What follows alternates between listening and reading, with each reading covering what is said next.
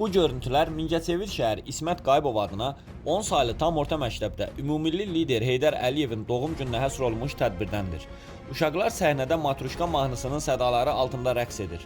Əsas məqam ümumilli liderə həsr olunan tədbirdə musiqi seçiminin milli ruhu və dövlətçilik mesajını nə dərəcədə əks etdirməsidir. Çünki Heydər Əliyev bu xalqın yaddaşında müstəqil Azərbaycan dövlətinin unudulmaz lideri, dövlətçiliyin simvolu kimi yaşayır. Bugün Azərbaycan qalib xalq kimi dünyaya öz sözünü deyib, zəfəri ilə tarix yazıb.